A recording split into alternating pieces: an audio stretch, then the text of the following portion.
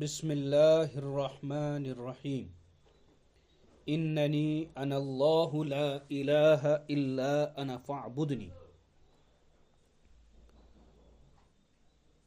آج کے سبق میں ہم جو گفتگو کرنے جا رہے ہیں وہ عقائد اور ایمانیات کے سب سے بنیادی اور سب سے اہم ترین موضوع کے متعلق ہے۔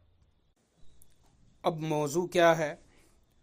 موضوع ہے اللہ کا ثبوت اور اللہ کا وجود، یعنی اللہ تعالیٰ کا موجود ہونا اور اللہ کا واجب الوجود ہونا۔ اللہ کا واجب الوجود ہونا عقائد اور ایمانیات کی کتابوں میں اس کو بدیہیات سے جانا جاتا ہے۔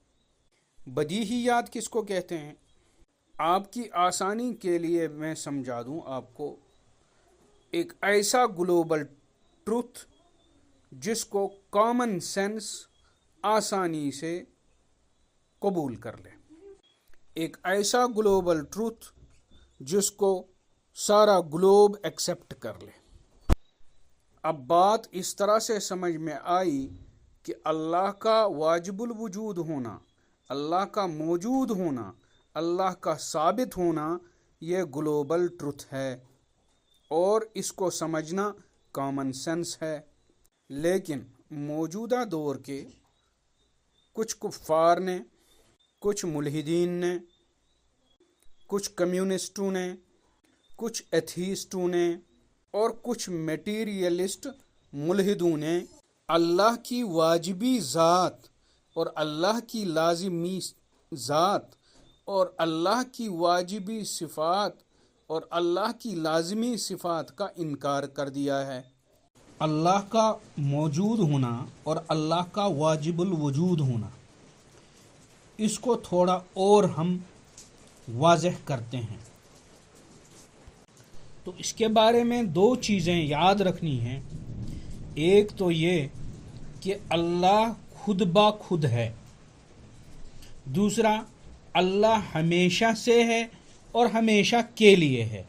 دو باتیں، ایک اللہ خود بخود ہے اور دوسرا اللہ ہمیشہ سے ہے اور ہمیشہ کے لیے ہے۔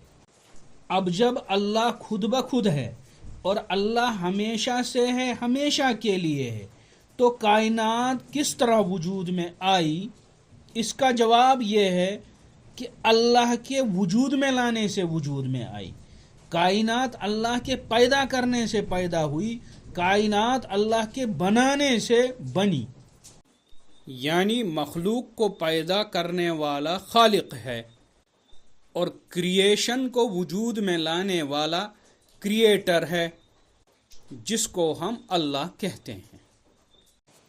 کائنات بننے کے لیے، دنیا وجود میں آنے کے لیے، تمام عالم بننے کے لیے، بلکہ عالمین تمام عالم وجود میں آنے کے لیے اللہ کا واجب الوجود ہونا، اللہ کا ہمیشہ ہونا، ہمیشہ کے لیے ہونا، اللہ کا خود بخود ہونا یہ لازمی چیز ہے۔